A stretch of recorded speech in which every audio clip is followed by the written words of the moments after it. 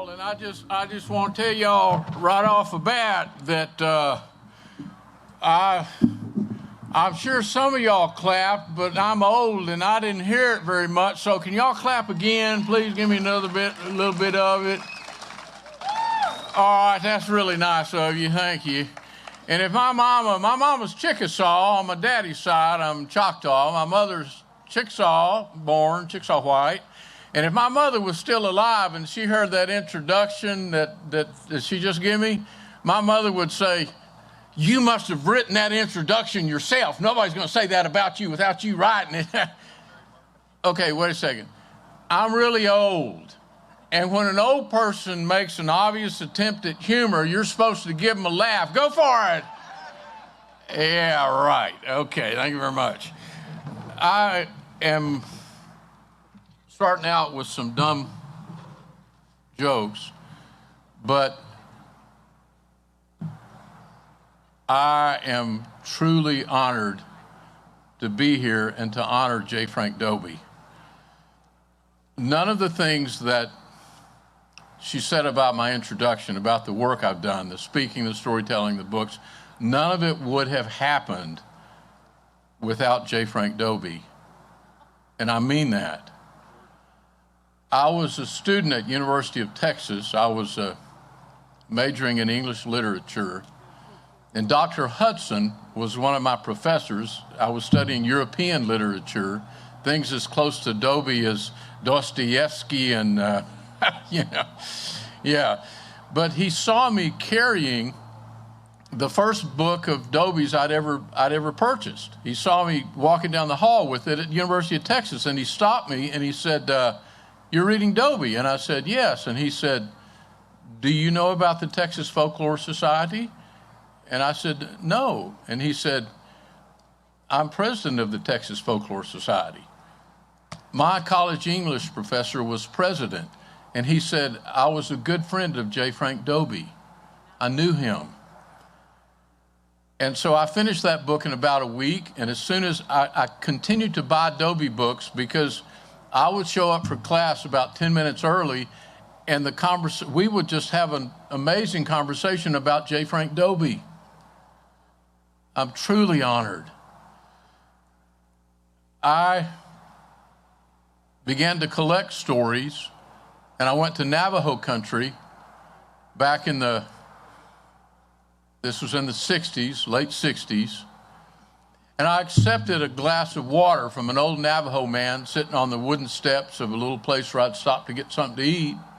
And I drank the water, thanked him, and handed it back. And in that cup of water apparently was a disease that eventually killed over 10,000 Navajos. It was in the water at that time. I caught the disease and I came back with it. I stayed in my bed for almost 6 weeks, just getting out of bed to eat some kind of a soft food and drink something and go to the bathroom. Other than that, I was in bed 24 hours a day. And right next to my books, right there, were all the books I had written by J. Frank Dobie. And that's what I would do during the day. I would read a Dobie book and mark it and lay down and cry and open my eyes and read another Dobie book and drop it on the floor and then pick another one. And I read through those books, and in 6 weeks I began to heal, and I was well. And I was also inspired. I was inspired to begin to collect stories. My grandmother was Oklahoma Choctaw, and she fled Oklahoma because at that time in the late 1890s, it was just this side of legal to kill Indians and take their land then. She fled out of fear. She married my grandfather, who was Scott-Irish. In their huge 50-yard back part of their ranch, and they had horses and cattle, we could be Choctaw. We could learn some of the language and sing a few songs. But once we walked out of the front door of the house and drove away, we're nothing Indian. She made certain we thought this way to save us, So I want to start out And there's been a lot said about rattlesnakes. And just so you know, this is an old Choctaw beadwork done for me by some women, Mississippi Choctaws. And it's in the shape of a rattlesnake. Because to Choctaws, the rattlesnake is a sacred animal. And we're always taught, from the time you're a little bitty kid, you're taught to always carry some kind of a wooden stick or a cane or something. So if you come across a prairie or you see a log falling in the woods, you'll tap it, you'll roll it, you'll hit the weeds. So if there's a rattlesnake in there, you'll warn him and he'll go away. Because a rattlesnake would never chase you like a water moccasin might. We are always taught, never harm a rattlesnake. Never harm a rattlesnake. Never. That a rattlesnake has a purpose. There are things in life, my uncles would tell me, that humans cannot handle. And when you come too close to those things in life, the rattlesnake will back you away.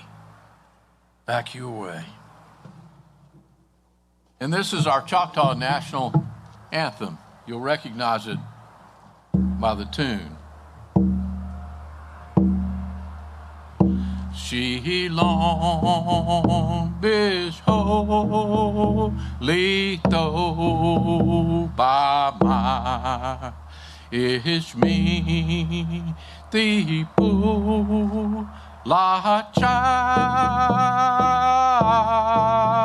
hata kiba shapi ya ish be yokepa lashki.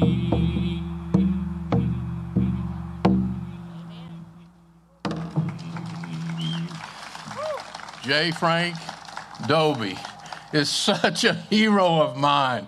And the book, The Longhorns, and the way Dobie writes in this book, and in so many books, he doesn't write like one long narrative. He'll give little snippets of things and toss them out, and they're sometimes fun and sometimes deep and meaningful. And chapter 12 of this book is called Horn. Not the horn, but horn.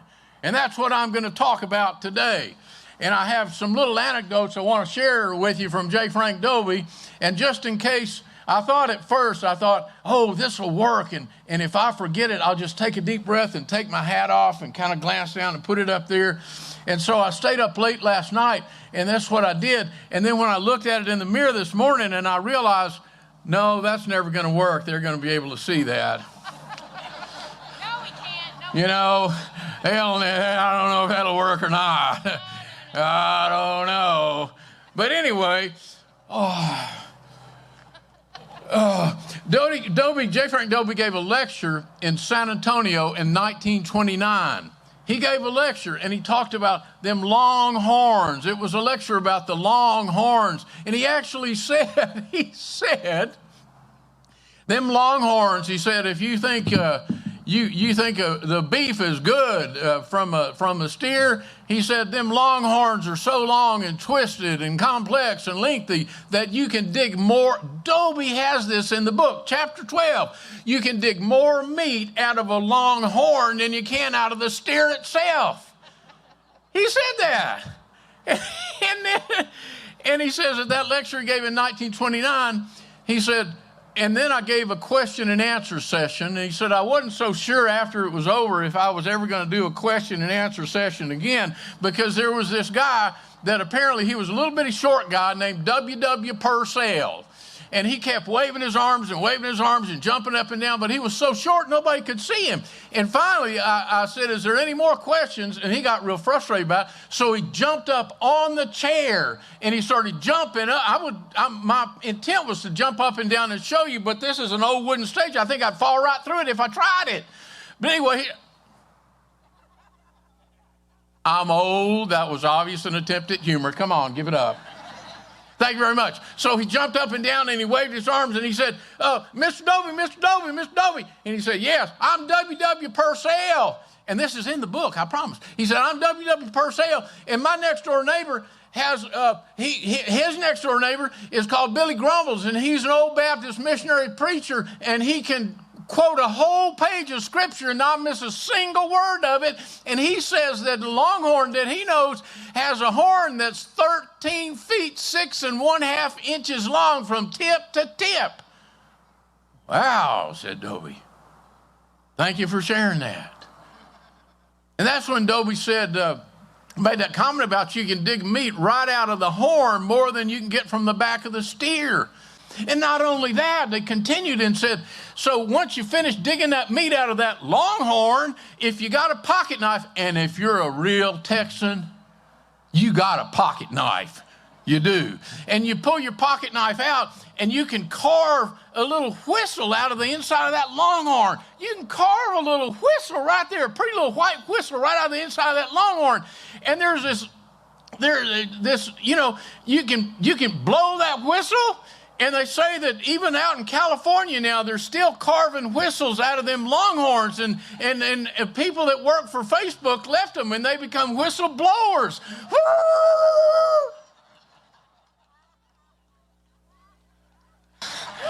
Yeah, you can do a lot with them longhorns. And also,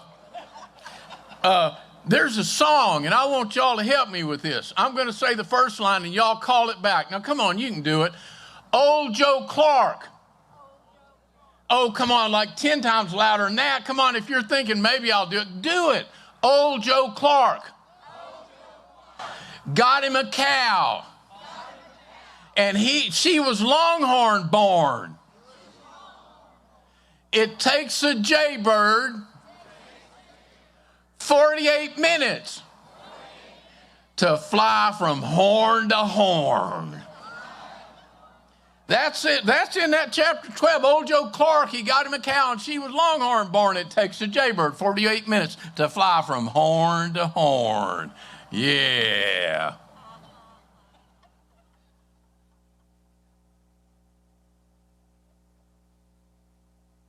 Oh, yeah. Does any of y'all have any idea how to, and this is also on, I think, page 3 or 4 of that story there, about how a longhorn rubs its tail? Them longhorns, the horns are so long that a longhorn could just kind of tilt his head and he can scratch his tail just like that. He can do it. And these kids heard that, these little teenage boys, and they come out and they got a little jar full of ants. And they dumped the ant on the buttocks. Now, I didn't say B-U-T-T, that's a 4-letter word, but buttocks is more scientific, so it's okay to say. They dumped some red ants on the buttocks of a longhorn, and then they walked in front and they said to the longhorn, "Are you having a good day?" And the longhorn went. They said, "Well, you seem like a smart longhorn," and the longhorn went. And knock those red ants right off there, because that's what you can do. You can learn a lot from a J. Frank Dobie book. Yeah.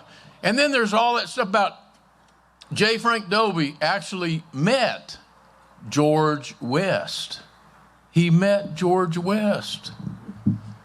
Because Jim Dobie, who was J. Frank Dobie's uncle, he was a cattleman. And George West, when he was 16 years old, George West, with a couple of his friends, they went on one of these cattle driving escapades, driving thousands of longhorns all the way up north to where the trains was, and they can carry them anywhere.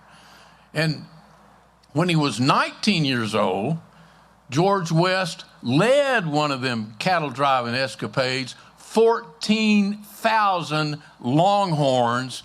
And George West was the leader of them, and he drove them all the way from Live Oak County all the way up to Montana, about 100 miles just south of Canada.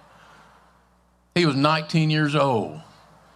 And he started buying cattle and selling cattle and figured out how to raise longhorns, and he bought acreage and became a very wealthy man.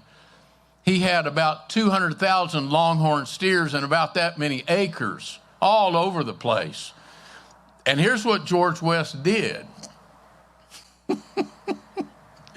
The railroads, and by this time, them longhorns weren't going on drives anymore. The trains were carrying them. But it was really interesting. They say they had to hire people to get those longhorns onto the train. Other steers, it wasn't no problem. But the doors were only about 5 feet wide when they were wide open. And some of them longhorns, their horns were so much wider than that, they'd have to tilt the longhorn and get him on. And it said it wasn't easy at all. And the train stopped at Oakville. And Oakville was a bustling town. But George West, he paid the railroads $100,000, which back a century ago would have been far more than $1 million. He paid the San Antonio Railroad, the Gulf Railroad, and several other railroads to come right through his property in Live Oak County, right through his property. And he did not charge them anything for building the tracks right across his property, but he had one stipulation after he paid that money, and they signed and agreed to it. They could only stop in the vicinity of Live Oak County at stops that he authorized. And he did not allow them to stop in Oakville. No stops, no more in Oakville. And little by little, the town kind of quietened down. But he had stops, many stops on his property. And then finally, he formed a town. And he built a school. And he built waterworks and light works. And he gave land free to churches, several denominations, to build all the way around. And he built a store, and people started flocking. And he sold the land much cheaper than normal for people to build houses all around. And then he decided that he was going to make a town. And he named the town George West. And shortly this happened. And shortly later, the county seat was moved from Oakville to George West. He was some kind of a trip. That man was George West. And yeah, about that railroad thing. And there was a steer called Champion. It was one of the most famous steers. It was the steer that you would see all over the country in posters everywhere. And Champion became such a famous steer, and he made the Longhorns famous. And before I drove here, I come from Canyon Lake, I drove over to George West because I wanted to get just another look at Geronimo. Y'all know Geronimo, right? Geronimo, that longhorn steer behind the glass, right in front of that courthouse. That courthouse built by, say it with me, George West. George West, Oakville, J. Frank Dobie, the collection and the respect of the stories that are in the minds of older people. I made my way to Oklahoma in the mid-90s, to Mississippi in the mid-90s, and I learned from Dobie that you don't just ask one question after another. You sit down with coffee or what the favorite beverage is, and you listen, and you listen, and you learn. It's not always about education. It's more about the wisdom of having learned through life. And I want to close with one of my favorite J. Frank Dobie quotes of all, and it has to do with so much I've told you. Dobie said, "Never let the truth get in the way of a good story." Thank you, folks. Y'all are wonderful. I appreciate it. Ladies and gentlemen, Tim Tingle. Oh, you're not leaving yet. I got a question for you. Oh, let me put my stuff You on. really do have cheat notes under there. I couldn't really see from back there, but you really do. Yeah, see? Oh, my See? goodness. Right there. I didn't tell them about the toothpicks and the little cup, You did I? didn't. No, you didn't. No, I You told missed them about that one. the meat. Yeah, got that. Told them about, Yeah, okay. yeah. What's this one right here? Oh, this one is about Dobie's W.W. Purcell and Billy Baptist Grumble. Yeah, Oh, okay, that's about okay. that. Yeah. Cheat sheets under your cowboy hat? Really? Well, as y'all noticed all evening, I've had 2 questions for all the tellers. Well, my first question for Tim, he answered in his introduction. Just What was not it? surprising. What was it? Who was your biggest influence that made you want to become a storyteller?